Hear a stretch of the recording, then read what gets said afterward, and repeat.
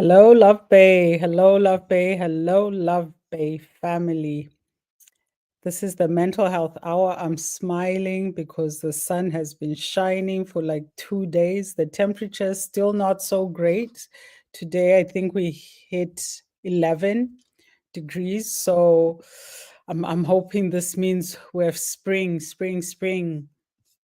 So I'm really excited to spend this next hour with you here on the Mental Health Hour, check in with each other, and continue to grow, continue to self care.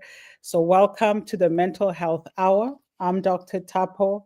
I am your host over the next hour, and we're talking mental health. Before we get into it, a disclaimer. This is for information. This is education. It does not replace your licensed or registered therapist, physician, nurse, social worker, addictions counselor. So please use this next hour to educate yourself and others. So call your friends, call your people, let them know Dr. Tapo is on the Mental Health Hour and it's time to have some serious discussions. Over the last few, I'll say, couple of months, we've been talking addiction, all things addiction. So we started off by looking at what is addiction as a mental health disorder. We looked at some common signs and symptoms that you'll find across different types of addiction. We talked for like 3 weeks, I think, on alcohol addiction or alcohol use misuse and alcohol dependence and everything related to alcohol addiction. So we've been talking about addiction. 437-778-3299, 437-778-3299 is how to get in touch. I love reading people's texts, calls, messages. We are on WhatsApp, country code 1. Like the US, we share the same country code, though not the same attitudes. So this is me being Canadian. If you've been following global news wherever you are, Canada and US are in a tariff war. And I have to say this as a Canadian, I am just loving the patriotism out there. I did not know that Canadians could be this patriotic. It's honestly lovely to see, honesty, because sometimes, you feel like, I mean, what's up with Canadians? But I am like, when the whole Kendrick and Drake thing was happening, Canadians let Drake down. I have to say it. But this war is real. It's impacting lives, it's impacting businesses, and Canadians are not backing down, and we should not be backing down. So, Canadians listening to me, I'm loving the patriotism. Keep it going for Canada. Okay, let the Canada goose peck at the eagle. The goose will win. Okay, so get in touch. 437-778-3299, 437-778-3299, or email infolovebay@gmail.com, infolovebay@gmail.com. Today, we're still on the topic of addiction, but we're moving on to marijuana. But before I move on, I heard there's a group of gentlemen in St. Vincent at Bernard Rum Shop in Montrose, St. Vincent. So to Samuel and the dudes at Bernard Rum Shop in Montrose in St. Vincent, I understand you tune into the Mental Health Hour. And you listen all about alcohol and alcohol addiction and everything else we talk about on the Mental Health Hour. I just wanted to say hello, hello, hello to folks out in St. Vincent at Bernard's Rum Shop. Bernard's Rum Shop. I mean, okay, Bernard's Rum Shop, we're talking about addiction today. We talked about alcohol addiction. We talked about how to kind of limit your use of alcohol.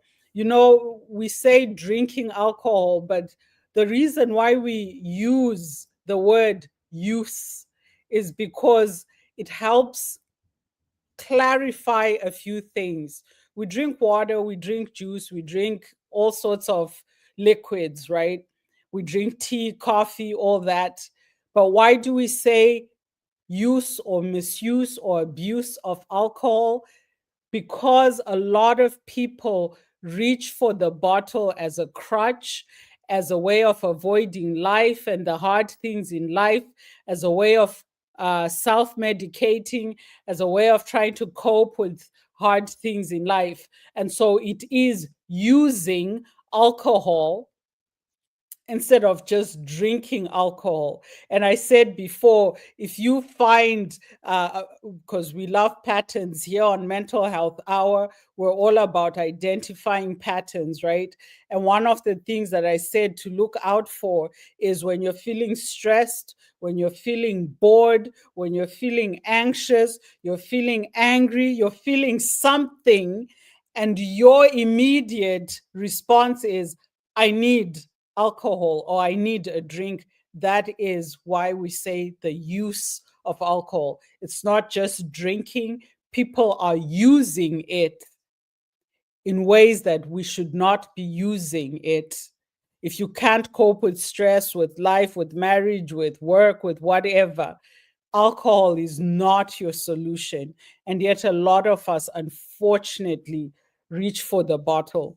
And so we don't just say drinking alcohol, it's really about the use of alcohol. And one of the things I've pointed out, and I will keep pointing out, is with addiction, you can't say, just stop drinking or just stop doing this.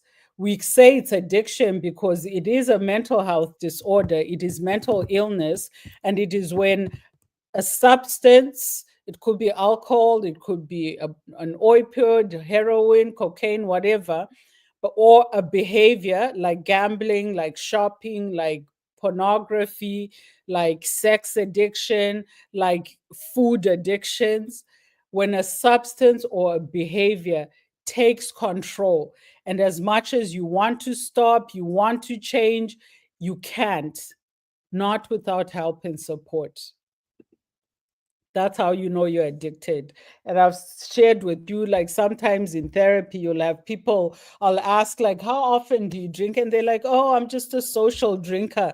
And then I'm like, okay, and how many times do you socialize per week? And they're talking about every night we go to the pub with my friends. And yet you're minimizing it as I'm just a social drinker. People who can't go to a party and enjoy a party because they're sober, they need to be drunk to enjoy something. That's using, right? Using alcohol, using marijuana, using meth. And today we're focusing on marijuana. Topic: puff puff, why marijuana can be harmful. Sorry, why marijuana can be harmful. Because we know it's legal, just like alcohol is legal in a lot of countries, and yet it is not necessarily good for you. Something being legal does not translate to why else would they have made it legal? Why else would you be able to walk into Walmart, into the grocery store, and buy alcohol? There's nothing wrong with that. But just because it's legal and available does not mean it is good for you. So we're exploring marijuana and addiction, and we're saying what exactly is the truth about marijuana. What is the truth? We want to bust myths and look at what's true and what's false. And here's how we're going to start with a quick quiz. Let's see how much you know. If you've been listening over these last few weeks, let's see how much you know. But I think this is also a good way for some of this information to stick, because I really, really need for it to stick.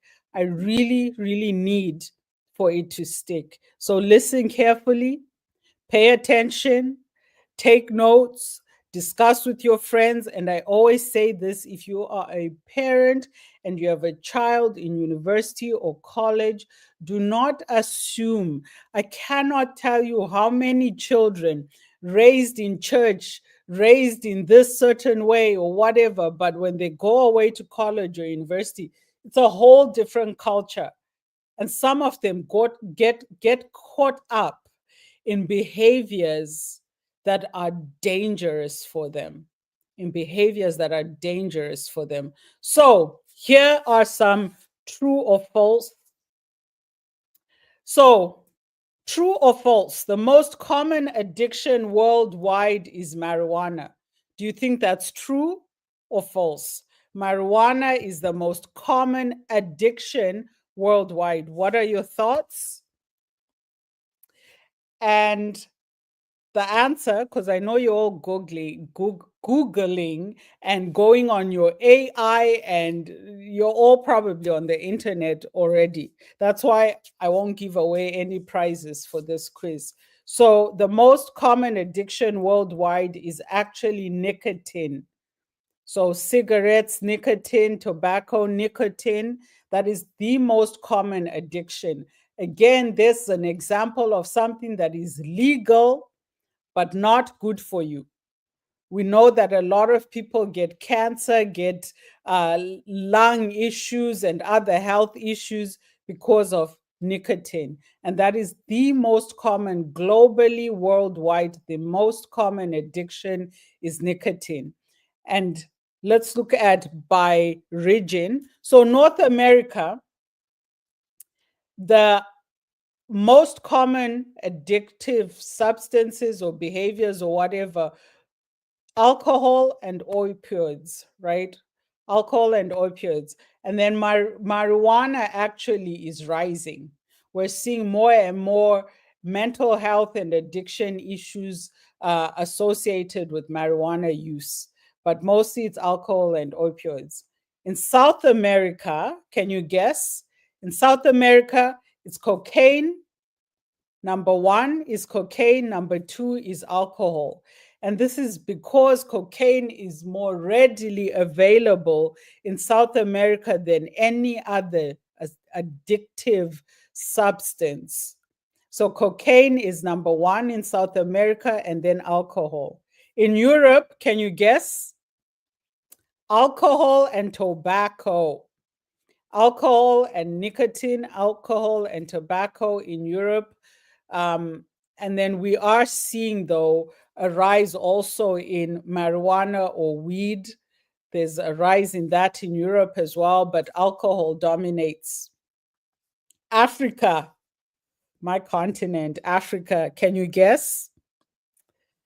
In Africa, number one is alcohol, number two is cannabis, number three, something called cat. Now, here's the thing: I have no idea what cat is. I've never heard of it. Maybe they call it something else in my country, but I don't know what cat is. But it is causing a lot of health issues in Africa, especially amongst youth, especially with the young people. So, number one is alcohol, number two is cannabis slash marijuana, number three is cat.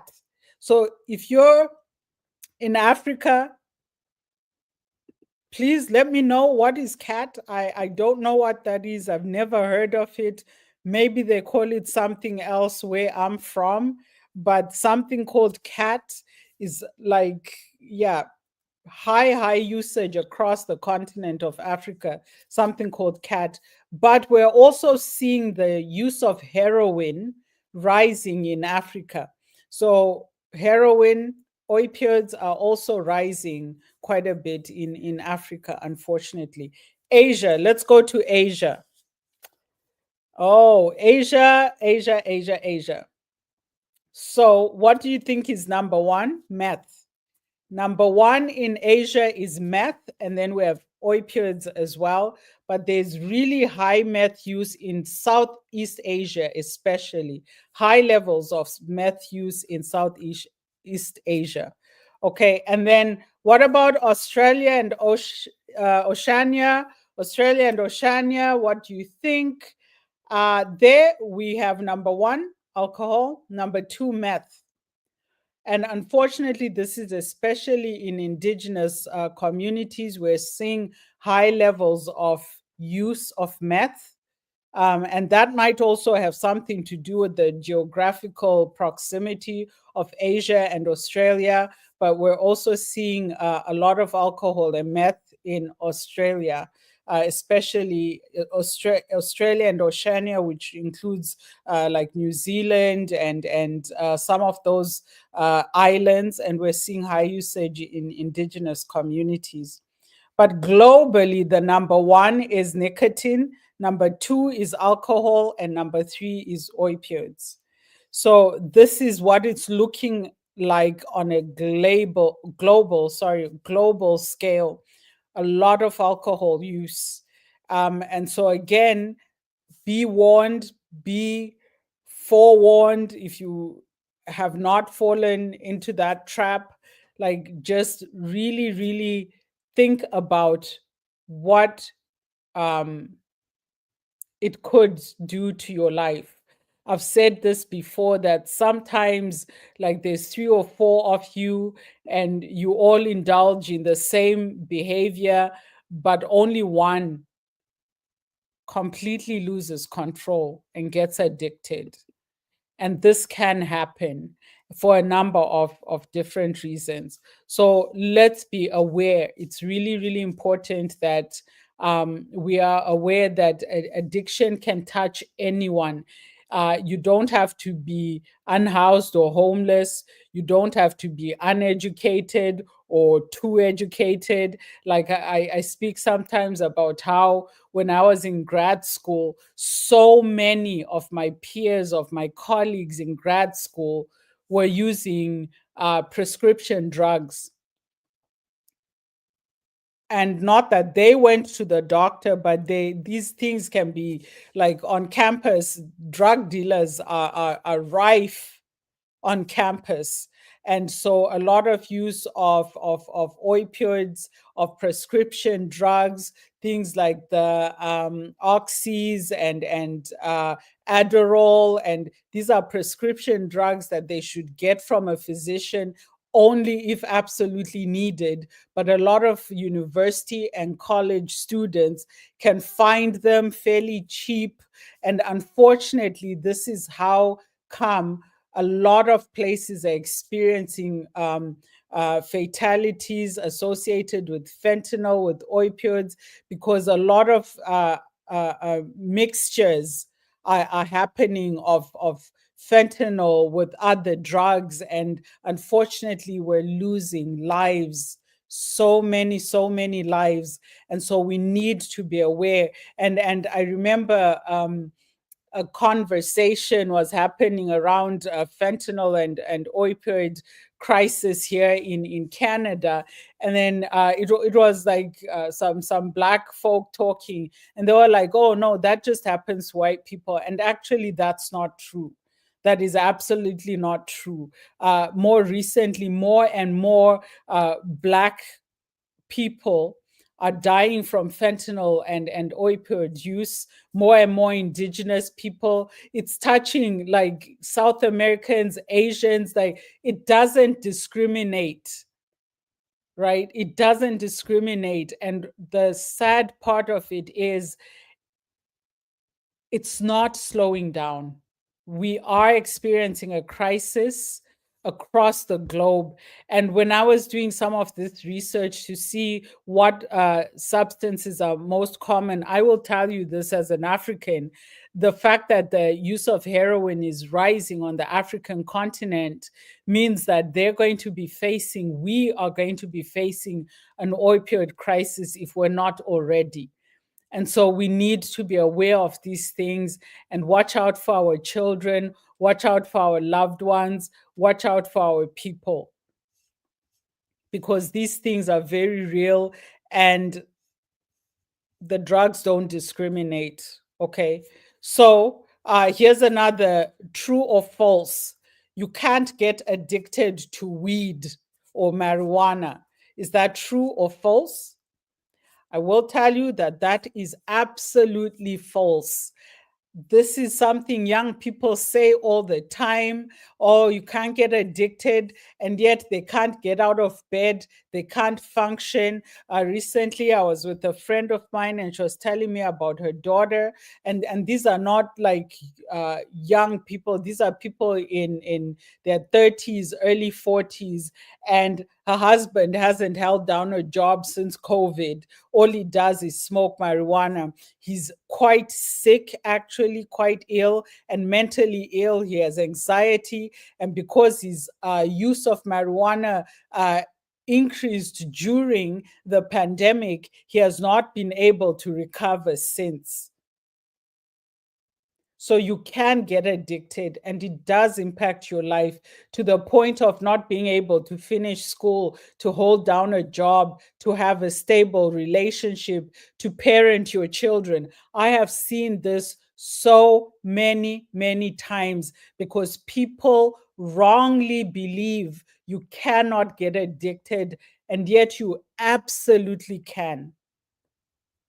17% right now, 17% of people diagnosed with what is called cannabis use disorder or CUD, 17% are teenagers diagnosed, which means they went to see a physician who examined them, who assessed them, and said, "You are addicted to marijuana." 17% are teenagers per year of people diagnosed with cannabis use disorder, and it is rising. So, weed, like I said, it can increase your anxiety, it can impact your depression, your emotional stability, it can impact your life in so many ways. You can be a rising star, but once you start,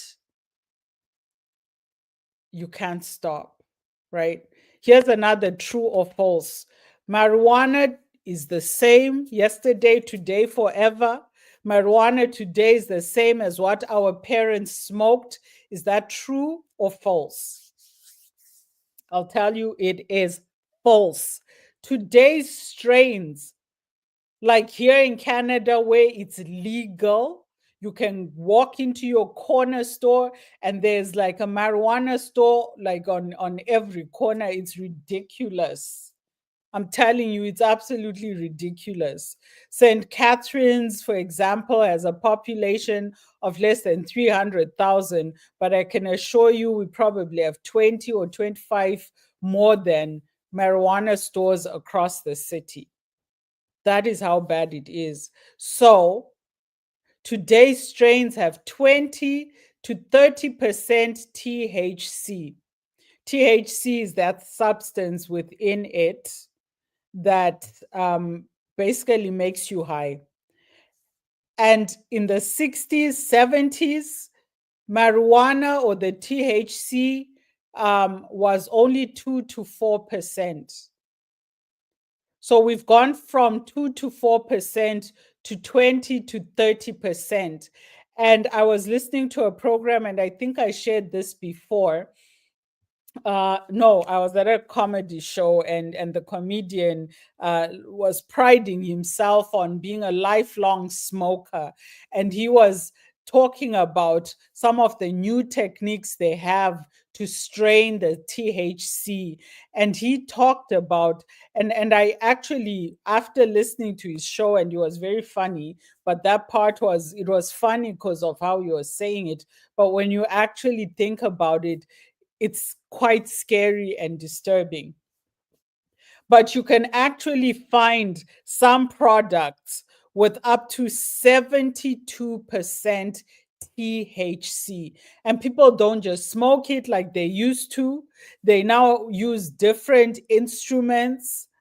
I think at one point he was talking about some people want to inject it so that it hits them faster. So it's like 20 to 30% is what you'll get normal stores. But there are people out there selling 72% THC. And we're talking, we've gone from 2 to 4%. which is during the free love decade, the 70s, the hippie decades, the 60s, even into the 80s and 90s. Now we're in 2025. Your most common marijuana products have 20 to 40%. And then the high end, if they want to call it that, you can actually buy 72% THC products. Now, going back to you can't get addicted. Maybe you couldn't get addicted when it was only 2%. But if you're out there and you're using 20 to 40 to 72%, your mental health is definitely at risk because it is not the same. Higher THC levels means higher addiction risk and the withdrawal symptoms. Remember, last time I talked about withdrawal from alcohol, but it's the same with marijuana. Like people think I can just stop.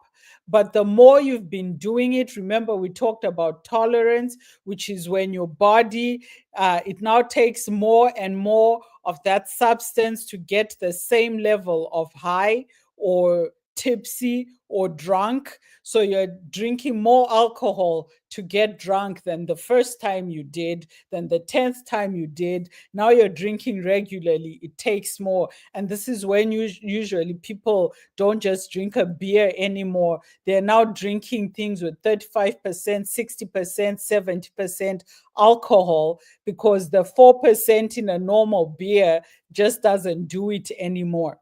It's the same thing with marijuana. And because you're drinking higher and higher levels of concentration, it's a lot more difficult to stop. And the withdrawal symptoms can wreak havoc with your body. Okay, here's another one. Is it possible to overdose on weed? So the question is, you can't overdose on weed. Is that true or false? You can't overdose on weed. Is that true or false? False. You absolutely can overdose on weed. Now, not fatally, as in you might not die, but your body will definitely suffer. And I'm not talking you'll just sweat a little and have some chills. People actually end up in the hospital for periods of time because of marijuana use. So you can overdose. Why? Because, like I said, the concentrations are a lot more lethal than what people used to smoke in the past. And here's the other thing, because people are experimenting so much, some strains are found to have been chemicalized. So you're actually not just smoking the grass as you might think, but there are other chemicals mixed into a lot of these marijuana products. There are a lot of things that are supposed to make them more potent, make them last longer, all of this. Because once you start farming something commercially, that is capitalism. Once you start farming something commercially, you want to make a profit, you're going to start experimenting with how can I make more money with less. So it's not only that the concentration of THC has changed, but even the production methods are not as organic as they used to be. So you're over there saying, my grandfather smoked and my grandfather's grandfather smoked, and we've been doing it. But what they smoked and what you're smoking, absolutely different. So you absolutely can overdose on weed. You won't die from it, but it will hurt you and you will be sick and you will likely be hospitalized. And here's the thing, mentally, it can actually cause permanent damage. It can cause psychosis permanently. And this is happening quite a lot with youth, with young people, again, because it's not the same stuff your parents and their parents and their parents' parents smoked. What you're smoking is a whole other beast. And more young people are being diagnosed with marijuana or cannabis related mental illness because it is different. So you can overdose. And the toxicity is very real. It can cause hallucinations, paranoia, vomiting, panic attacks, psychosis, like I said, and some of that damage is permanent. You cannot recover from it. So now you're actually going to end up taking psychotropic drugs or medication because of something triggered by marijuana use. So I hope we're understanding that this isn't, it's not recreational anymore. The people selling it, manufacturing it, processing it, they are not recreationalists.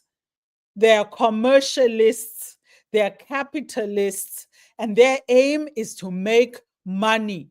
They don't care that 15, 16, 18, 19, 22-year olds are literally losing their minds. They don't care. Bottom line for them is the money. So if they are going to mix it with chemicals to increase their profit margins, they will do that. If they are going to strain it in certain ways that are dangerous and toxic to you, they will do that. Because the unfortunate thing is, a lot of these things are still legal. They are still legal. And they are still making money. And you're over there believing all the lies, believing all the hype, and putting yourself at risk. Here's another one. True or false? Weed helps you focus better. Weed helps you focus better. Is that true or false? Remember, you can text or call on WhatsApp or normal text 437 778 3299, 437 778 3299, or email us at infolovebay@gmail.com, infolovebay@gmail.com. Please let me hear from you. Let me know that I'm getting through to you. Let me know that I'm connecting with you. Let me know that maybe you will make different decisions, better decisions, manage that risk, and just say no. Okay? So, weed helps you focus better. Is that true or false? Well, it is partly true. However, this is a short-term benefit. The more you use it, the more it actually starts working the opposite way. It's like with alcohol, and we're talking about this. You start off saying, I'll have a glass of wine to relax. Next thing, you're drinking 4 or 5 bottles of wine, and you're still not relaxing because now you are addicted to the alcohol, and now you're dealing with addiction. So where's the relaxation then? Okay, it's the same thing. It might help you focus when you first start using it, but that long-term use, and because your body develops tolerance, you start using more and more. And what that does is it actually impacts your memory. People with chronic use of cannabis, marijuana, weed actually have really, really bad memories, cannot focus, and have zero to low motivation. But they started taking it, saying it'll help me focus, it'll help me. Listen, the longer you use it, the less it does what you thought it would do for you. Here's another one, okay? Let's talk about, you can quit weed anytime without withdrawal. Is that true or false? You can quit anytime without withdrawal. Is that true or false? 437 778 3299. Text on WhatsApp, send us a message. tell us where you are, that you're listening. What are your thoughts? What are your questions? So I already answered that one. It's false. You actually do experience withdrawal when you stop using marijuana if you are a chronic or regular constant user. When you stop, you will experience withdrawal symptoms, which include irritability, which include insomnia and other sleep issues, which include mood swings, and some of that other stuff we talked about. Like on a physical level, you can experience dizziness, nausea, um, what else? Hallucinations, vomiting. Vomiting is one of the more common withdrawal symptoms. So the fact that you withdraw from marijuana the same way with the same types of symptoms withdrawing from other drugs and alcohol shows you that it is indeed a drug. Don't listen to the lies. Marijuana is a drug. There, I said it. Question: most people who use marijuana don't move on to harder drugs. Is that true or false? Most people who use marijuana don't move on to harder drugs. Is that true or false? For that one, actually, here's a bit of a positive. It is true. We hear often that marijuana is a gateway drug. Marijuana is a gateway drug. You start with marijuana or weed, you end up using cocaine and heroin and all of that.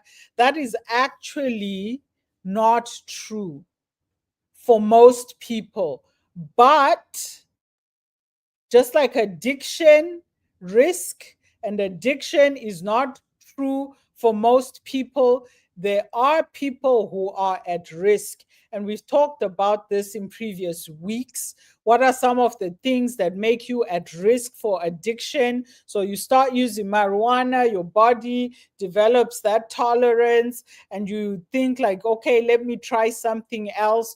Or maybe you just try something else, whatever it is, and this is where we have to look at the family history of addiction. If your family has a history of addiction, you are more likely to move from marijuana to other drugs. You are more likely to do that. Another factor, your mental health in the first place. If you have been using marijuana for self medication, maybe you have anxiety, you have depression, or some other mental health disorder or illness, and you start self medicating with marijuana, you are more likely to move on to other harder drugs. Uh, Also, depending on your social circle, your life circumstances. So there are many risks that determine whether someone will go from marijuana to opioids to heroin to cocaine to fentanyl and other hard drugs. So we have always kind of, again, it's a myth, right? That marijuana is a gateway drug. Young person starts with marijuana, they end up overdosed on cocaine. Not necessarily, but chances are a little higher, especially when you have other risk factors. One of the reasons why it seems that people move from marijuana to harder drugs is because a lot of times, especially with young people, they were introduced to marijuana in social circles. So one guy, you're maybe they're 13, 14, 15, maybe even younger, they somehow can access marijuana. They start off there, and that social circle, maybe they haven't started going to clubs and that, but as they get older, they're now going to clubs where they now have access to other types of drugs, ecstasy, all these other party drugs, right, which would be considered harder drugs. Cocaine starts getting into it and all of that. Sometimes it is about age. So maybe that group of kids, that gang of kids started hanging out when they were preteens into their early teens, they start experimenting with marijuana. Some of them outgrow it. Some of them, unfortunately, don't. Again, risk factors. But some of them, it's because they used to smoke marijuana behind the bush, behind the grocery store type thing. And now they're older, they're going to clubs. They're not looking for marijuana in clubs, they're looking for other party drugs. So they move on from smoking marijuana together to doing cocaine together or doing ecstasy together. That does happen, but it is not a given that if young people start on marijuana, they will finish on cocaine or heroin or whatever it is. It's not a given. However, the takeaway message here is there are definite risks. And if you come from a family where addiction has been an issue, could be addiction to alcohol, to gambling, to porn, to sex, to other things. Because remember what I said with addiction, it's not so much about the substance, it's about why you are using it. So for some people, for the same reason, they can become addicted to pornography, they can become addicted to sex, they can become addicted to shopping, to food, to alcohol, to cocaine, to different drugs and substances. So it's not so much about the drug of choice, as they say, but it is what they're trying to medicate, why they're using it. Okay, here's another one. Maybe our last true or false. Is weed totally harmless for your mental health? I mean, at this point, you should be able to answer that because that's all I've been talking about. And definitely, weed is harmless to your mental health, and long term use increases anxiety, depression, psychosis, right? We've talked about that. So it is real, it does happen. Weed is not harmless. It is not harmless. Okay, so how many of you could answer those questions? How many myths did we bust? 437-778-3299. Okay, so how does weed affect your mental health? This is important. I know, I think it was last year, towards the end of last year, I was talking about the central nervous system. I was talking about your body and hormones and all of that. We have dopamine and serotonin, and how these hormones impact your mental health, your moods, and all of that. And how drugs work is, especially when we're talking about THC, which is again that chemical in marijuana that gives you the high, it alters your dopamine and serotonin. And if you remember what I said when we're talking about the central nervous system and our hormones and how the brain and hormones work and all of that, and I gave a bit of a biology lesson on that. Dopamine and serotonin are just a couple of the hormones working in your central nervous system, which includes your brain and all of that, right? So if THC is impacting the dopamine and serotonin, that means it's impacting your entire central nervous system. Your entire, it doesn't, like, these are not hormones that operate in a little corner exclusively, divorced from everything else in the physical body. So once you're impacting your dopamine and serotonin regularly, right? Regularly. And I always share about a young woman who came for therapy, and she was in university and she was flunking out and she was desperately trying to find a way to stay in. And the thing was, in the morning, the first thing she actually said to me, I cannot get out of bed until I have had my first joint. So first thing she does, some of you, first thing you do is go on TikTok and Insta and all of that. Some of you, first thing you do is read the Bible. Some of you is pray. Some of you is poke your partner in bed. Some of you, I don't know, turn on the TV, the radio, whatever. We all have something we do first thing when we wake up. Some of us, it's make a cup of coffee. For her, she has to smoke because she cannot get out of bed. And then what she was finding was she couldn't get out of bed. It used to be, I can't smoke, I can't get out of bed until I've smoked. And then it became, I can't get out of bed because I have smoked. At night, before she sleeps, she smokes again. She said, I started taking it so it could help me sleep. Now I can't sleep because I've smoked. So these are the impacts that we really need to be aware of. Like I said, it starts off solving some problem that you said to yourself, if I smoke or if I do this, it will take care of that. But it has the opposite impact. And that's what was happening with this young woman. So it impacts your mood, it impacts your motivation, it impacts your emotions.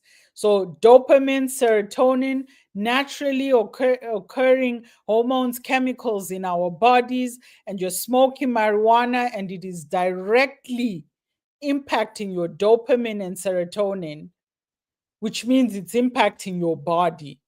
And the longer you're doing that, the worse it becomes, because it is essentially, especially, I have to really, really stress this again, for young people, because your bodies and your brains are still developing.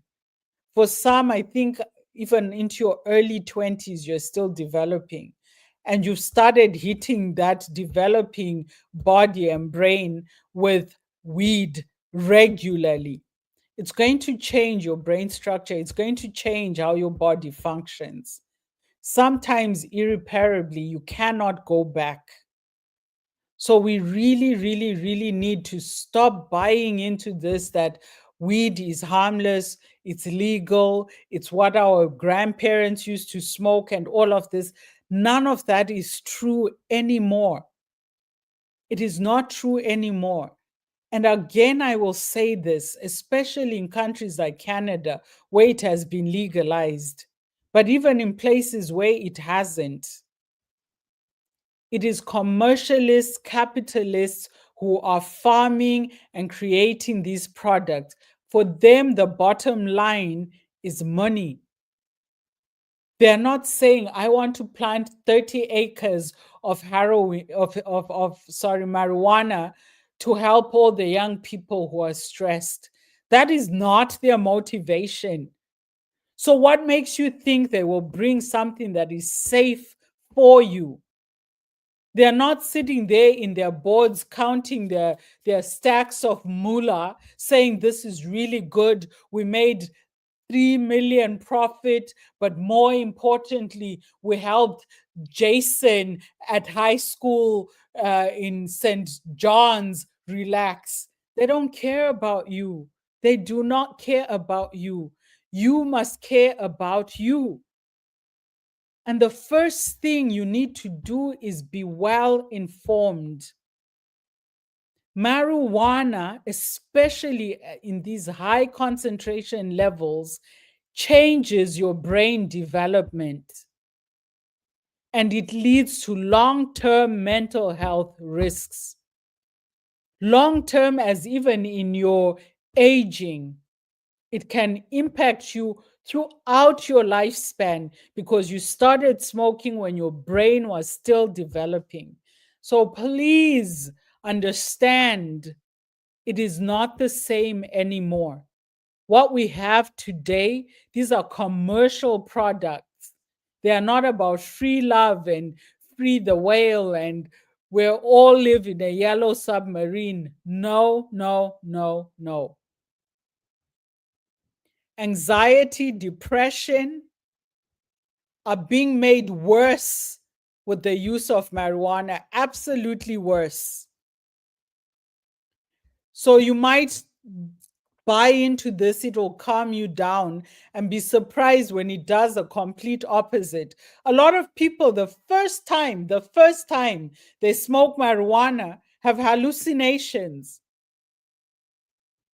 Dangerous, risky type of hallucinations that put them in risky situations. So be aware and make decisions that are safe for you, because it can impact you long term. Okay? Psychosis. We're seeing more and more young people diagnosed with cannabis use disorder with psychosis that presents as psychosis. We're seeing more cases of schizophrenia triggered by the use of marijuana, because these high THC strains are not to play with. They are not. They are not. You're putting yourself at risk for so many things. And here's the thing, you won't know how you react to it until you actually use it. And this is where you find that. And especially, like, you go from never having used this thing to smoking 40% THC concentration, or 72%, or trying to inject it into your body. Like, this is ridiculous. Things have gotten really, really bad, and we keep lying to ourselves that it's like it was in the 70s and 60s. Listen, Gen Z, listen, you anti-boomer people, listen, and listen well.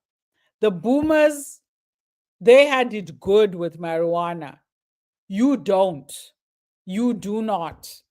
So make decisions that are appropriate for your generation and your times, and don't base them on what Grandpa Joe smoked in 1972 when he's telling you how he was high and it was the best day of his life. He only smoked 2%. You're trying to emulate him at 40%, 60%, even 20%. You don't know how your body will react. So don't be so sure that you are safe, especially for young people. You are still developing. Stay away. Stay away. Okay? Motivational issues. There's something called amotivational syndrome. And we're seeing more people being diagnosed because their lives are just meh.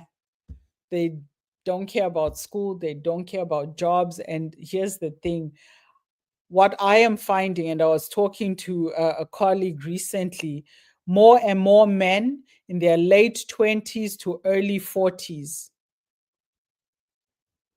are suffering from mental health, are unable to hold down a job, to look after their offspring, to have stable lives because of mental health and addiction. The numbers are rising.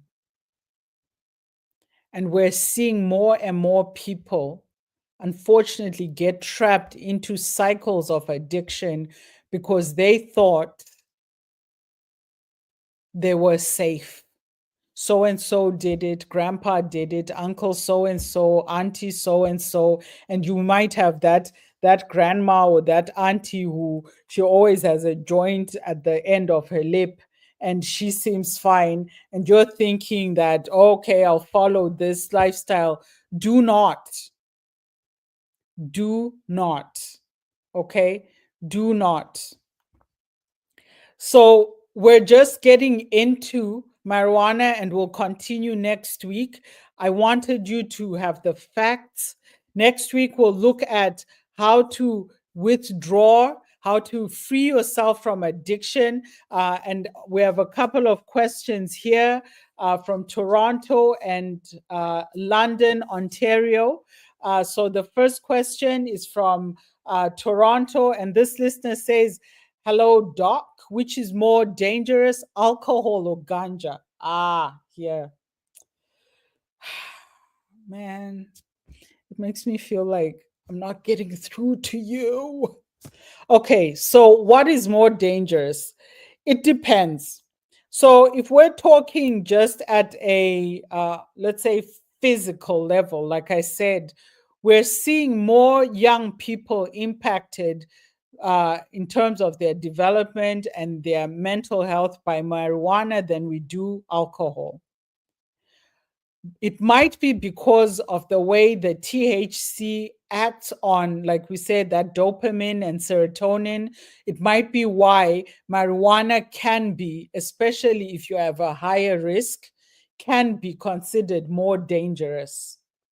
The other thing is, most people don't do marijuana or smoke marijuana and drive, whereas we see a lot of people get hurt fatally, killed in accidents and stuff like that from alcohol use. We also don't see as much violence, uh, GBV, IPV, which is intimate partner violence, or gender based violence based on marijuana, but we see higher rates of violence associated with alcohol use. So, again, it depends on what we're looking at, how we are measuring things. Behaviorally, you might say alcohol is more dangerous, mostly because people will act out physically, violently, all of that on alcohol. They might not do that on ganja, weed, marijuana, whatever you want to call it. At the same time, because of that risk of hallucinations, paranoia, psychosis, someone can get hurt or injured because they were hallucinating or paranoid or had psychosis because of marijuana. So you can't really, it's almost a little bit like comparing apples and oranges. I mean, both of them have juice, both of them are fruit, but at the end of the day, they impact the body a little differently, right? It's the same thing with alcohol and marijuana. So you can't really say this is more dangerous or that's less dangerous. These are both addictive drugs. These are both things that can impact your physical and mental health. These are both things that young people, especially youth, teenagers, have to abstain from for as long as possible because we don't know how they might react. So I hope I answered your question. To our listener in Toronto, David in Toronto, thank you so much for getting in touch. And then we have our listener in London who says, how can I free myself from my addiction of marijuana? Okay, so to our listener in London, please, please, please, please tune in next week because that's when I will focus on the actual addiction behaviors, how to break free of that, how you can even assess yourself. Like, am I addicted to marijuana or not? Okay, please tune in next week. I will definitely answer your question as we dive deeper into alcohol, sorry, marijuana, and addiction, and break through those myths and those lies that make it seem harmless when in fact it is not. Okay? Thank you for listening to me wherever you are in the world. Oh, we have a few more comments here. Oh my goodness. Okay. Um Oh, no, it's the same ones. Okay. So thank you for listening. Get in touch 437-778-3299. It might be that you want to reflect during this week. You can go back, listen to me again. Maybe you love the sound of my voice. Um, Listen, send your questions, send your comments, and let's free each other, like Bob Marley said, right? Emancipate yourselves from mental slavery. None but ourselves can free our minds.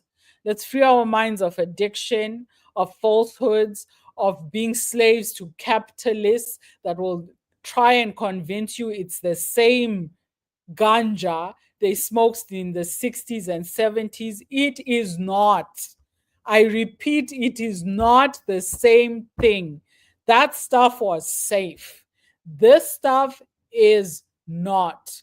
So emancipate yourself, educate yourself. And if you're a parent or a guardian of a young person, like I always say, have those discussions, not judgmentally, not in the form of discipline, but in the form of education and awareness, care and compassion for each other. None but ourselves can free our minds. Good night, Love Bay. Have a wonderful week and happy month of March. See you next week.